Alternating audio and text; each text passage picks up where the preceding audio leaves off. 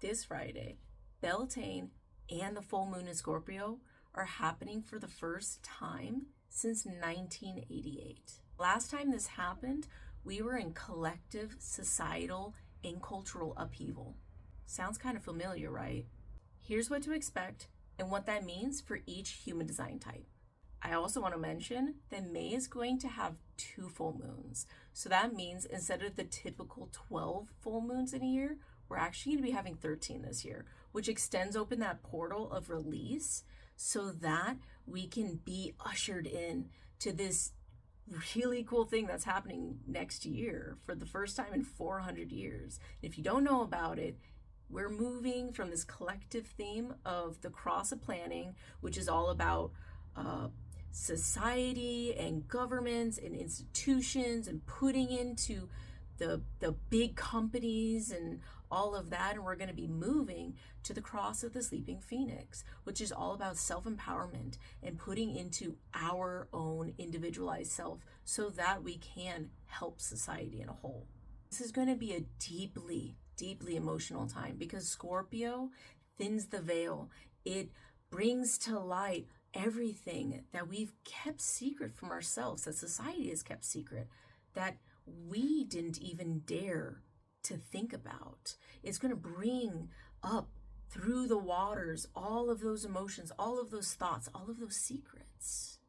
Plus, we still have Aries in 5 celestial bodies. So that's a lot of chaotic starting energy. This moon isn't asking us, what are we ready to release? It's asking us, what have we kept secret from ourselves that has kept us stagnant and complacent for so long that we need to get it out of our system? We need to release it. It's demanding that release. Beltane being on the same day as this Scorpio full moon actually brings about a paradox because Beltane is about fire, it's about passion, it's about union, it's about celebrating life. And Scorpio is about depth, it's about water, it's about emotions, it's about the things that we've kept in the unconscious, it's about secrets. But with this paradox, it may be actually bringing to light a really important truth that we don't often talk about. Can you truly live without facing death? The phoenix doesn't rise again without there being ashes first. Beltane's fire and Scorpio's water, they don't cancel each other out. They create steam, they create pressure, they create movement, transformational pressure to move things forward that may have stayed stagnant a little bit too long. Both Beltane and the Scorpio full moon thin the veil. So if your clairs are happening right now, you got to listen. You need to let spirit talk. You need to sit there and let it flow through you. Feel it. Your ancestors are near, closer now than ever before. Allow those downloads to come to you. Allow those emotions to infiltrate your body because spirit is talking, and it's important that we hear, that we see, that we know that that's what's happening.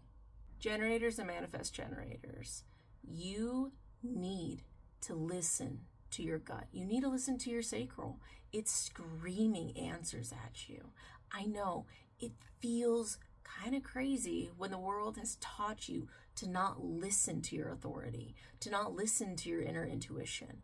I know it may even seem a little inconvenient because it's not logical, but I'm telling you, if you want to live a life of more clarity, ease, and joy, and if you are a generator, you want to be in joy for sure. That's what you have to do. If you want to live that life, that's what we need. We need to follow ourselves. We need to follow our intuition.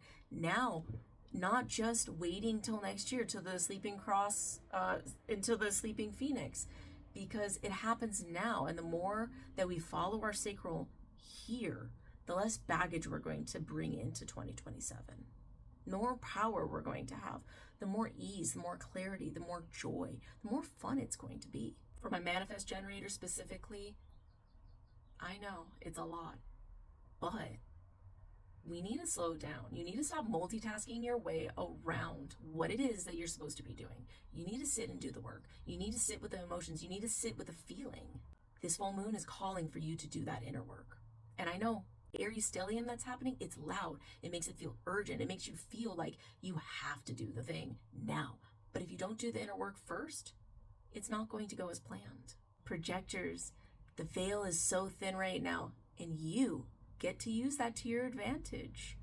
You're like an explorer on the ocean floor who's using sonar to map out the ocean darkness and the depth that nobody else has gotten to see. You've sat knowing things that you couldn't say because you didn't have that invitation. But guess what? I'm inviting you right here and now.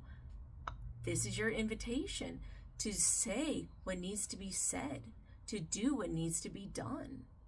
Stop sitting there and allowing other people to stay complacent and comfortable. It's time to move those energies, and you're the gurus. You're the ones who are going to help bring in and usher in this new world. Stop managing others' comforts around the truths that you have to say.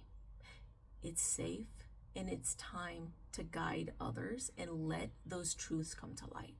And do it, of course, in a loving way. Manifestors, it's time to check out those power dynamics. Are you actually being the leader that you were sent here to be? What is a leader? What are good attributes of a good leader? Think about that. And conversely, what other power dynamics are happening in your life? Are other people dominating others? Are other people exerting their power over you? It's time to reclaim that power. It's time to reclaim the throne that you're supposed to be on. I'm not trying to sit there and like put it all to their head, but like, you know, that's what the moon wants. You're here to be that royalty. You know, you're here to be a good leader. And a lot of the time, manifestors aren't very good leaders because they get this sick and twisted toxic masculinity idea that a leader is supposed to be authoritative, and they're not supposed to be. You don't have to force your power. True power is not forced on others. So it's time to really get those checks and balances in place and check who is exerting their power forcefully. And if that's you, it's time to figure that out. Because you're here to initiate change. You're here to initiate the new world. And not all change and not all initiations are good. If you want others to trust you, you need to earn their trust. Reflectors, it's overwhelming and it's a little chaotic. I know, I get it. Make sure you're not making decisions irrationally, and go ground, go ground, go ground. Do coping skills, go out in nature. Remember, those collective energies, they're not yours to keep. They're not yours to hold. Allow the collective to move through the energies, okay? That's theirs to handle. You need to work on you right now. And the best way you can do that, light a candle, go out in nature, go do some art, do something that you love. Make sure you're using proper coping skills right now, because that energy is going to weigh really heavy on you if you don't. So I'm going to leave you with this.